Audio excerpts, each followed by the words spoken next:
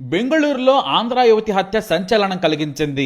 అన్నమయ్య జిల్లా రామసముద్రం మండలం బిక్కనవారిపల్లికి చెందిన 21 ఏళ్ల దేవిశ్రీ బెంగళూరులో హత్యకు గురైంది. అయితే ఆమె హత్య తాలూకు క్రైమ్ సినిమాను తలపించింది. నిందితుడిని పోలీసులు చాకచక్యంగా పట్టుకున్నారు. పోలీసులకు దొరకకుండా ఉండేందుకు అతి తెలివి ప్రదర్శించాడు నిందితుడు. దేవిశ్రీ బెంగళూరులోని ఓ ప్రైవేట్ కాలేజీలో బీబీఏ చదువుతోంది. ఆమె నవంబర్ 23న తన ఫ్రెండ్ మానస ఉంటున్న తమ్మోహనహళ్లిలోని రూమ్ కెళ్ళింది. సరిగ్గా అదే సమయంలో దేవిశ్రీ తండ్రి ఫోన్ చేయగా ఇదే విషయాన్ని చెప్పింది దేవిశ్రీ. తన ఫ్రెండ్ మానస్ దగ్గరకు వెళుతున్నానని చెప్పగా అతను సరే అన్నాడు. ఎందుకంటే ఈ మానస దేవిశ్రీ మంచి ఫ్రెండ్స్. అయితే సాయంత్రం వరకు మళ్లీ దేవిశ్రీతో మాట్లాడాలని తల్లిదండ్రులు ప్రయత్నించగా ఫోన్ కనెక్ట్ కాలేదు. దీంతో దేవిశ్రీ ఉంటున్న పీజీ హాస్టల్ కి ఫోన్ చేశారు. ఆమె తన ఫ్రెండ్ దగ్గరకు వెళ్ళిందని చెప్పారు. ఈ లోపు మానస్ నంబర్ కనుక్కొని మానస్ కే డైరెక్ట్ గా ఫోన్ చేశారు ఆమె తల్లిదండ్రులు. తాము కంగారు పడుతున్నాం, కాస్త దేవిశ్రీతో మాట్లాడించమన్నారు. అయితే నేను రూమ్ కెళ్లి మాట్లాడిస్తానని చెప్పింది మానస.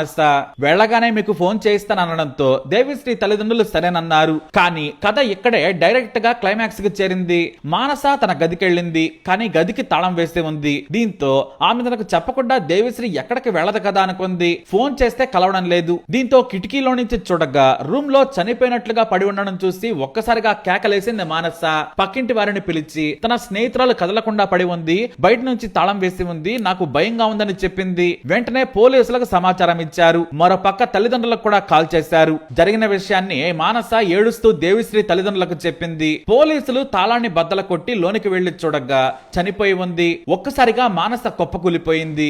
దీంతో అంతా ఒక్కసారిగా షాక్ అయిపోయారు. ఉదయం మాట్లాడిన తమ కూతురు సాయంత్రం వరకు చనిపోవటం ఏంటని బాధపడ్డారు, భయపడ్డారు. వెంటనే బెంగళూరుకు చేరుకున్నారు. పోలీసులకు మానస మొత్తం స్టోరీ చెప్పింది. ఇంటర్ నుంచి ఓ వ్యక్తిని ప్రేమిస్తోంది దేవిశ్రీ. అతని పేరు ప్రేమ్ వర్ధన్. అప్పుడప్పుడు ఈ ప్రేమ్ వర్ధన్ ఆమె కోసం బెంగళూరుకు వస్తూ ఉంటాడు. అతడిని దేవిశ్రీ ఈ మానస గదికి తీసుకొస్తూ ఉంటుంది.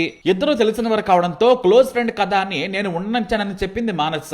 మరోవైపు దేవిశ్రీ ప్రేమ కథను ఆమె కుటుంబ సభ్యులు అడిగి తెలుసుకున్నారు. తనకు ఈ విషయం గురించి తెలియదని చెప్పారు. బెంగళూరు పోలీసులు ఈ ప్రేమ్ వర్ధన్ కోసం గాలింపు చేపట్టారు. ఫోన్ స్విచ్ ఆఫ్ చేసుకుని బెంగళూరు నుంచి ఎప్పుడో వెళ్లిపోయాడు ప్రేమ్ వర్ధన్. దేవిశ్రీని చంపింది ప్రేమ్ వర్ధన్ అని పోలీసులు నిర్ధారించారు. అతను దొరికితే కేసు సాల్వ్ అవుతుందనుకున్నారు. అయితే ఈ ప్రేమ్ వర్ధన్ డ్రామాలాట మొదలు పెట్టాడు. తాను బోయకొండ దగ్గరలో ఉన్న చెరువులోకి దూకి ఆత్మహత్య చేసుకుంటున్నానని కుటుంబ సభ్యులకు అలాగే ఫ్రెండ్స్ కి ఫోన్ చేసి చెప్పాడు. దీంతో చౌడేపల్లి పోలీసులకు సమాచారం ఇవ్వగా పోలీసులు చెరువు దగ్గర గాలించినా కూడా ఆచూకీ లభ్యం కాలేదు. అయితే అతని ఇంటికి కూడా రాకపోవడంతో పోలీసులకు మిస్సింగ్ కేసు ఇవ్వాలని కుటుంబ సభ్యులు నిర్ణయించుకున్నారు. కానీ ప్రేమ్ వర్ధన్ తన ప్రియురాలు దేవిశ్రీని హత్య చేశాడని పోలీసులకు సమాచారం తెలిసింది. దీంతో పోలీసులు కేసు నమోదు చేయలేదు. హత్య కేసులో అతని వెంటాడటం మొదలు పెట్టారు.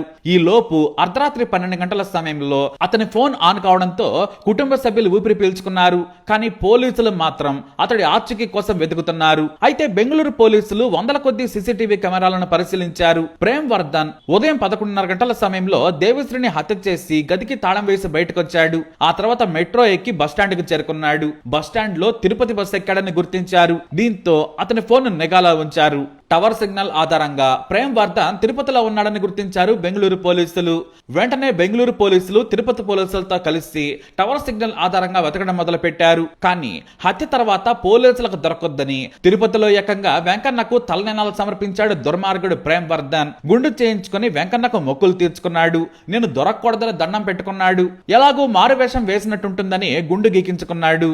అలా చేస్తే పోలీసులు పట్టుకోరలే అనుకున్నాడు. కానీ పోలీసులు ఇలాంటి వెధవ తెలివితేటలు నేరస్తులను ఎంతో మందిని పట్టుకున్నారు. అలాగే ఈ బెంగళూరు తిరుపతి పోలీసులు కూడా గుండు కొట్టించుకుని దర్జాగా ప్రసాదం తింటూ తిరుగుతున్న ప్రేమ్ వర్ధన్ ని పట్టుకున్నారు. అతను తిరిగి బెంగళూరుకు తీసుకొచ్చారు. అయితే ఎందుకు దేవిశ్రీని హత్య చేస్తామని పోలీసులు ప్రశ్నిస్తే రొటీన్ స్టోరీ చెప్పాడు ఈ సైకో ప్రేమికుడు ప్రేమ్. దేవిశ్రీ మరో యువకుడితో చనువుగా ఉంటోంది, నాకు అసూయ కలిగించింది.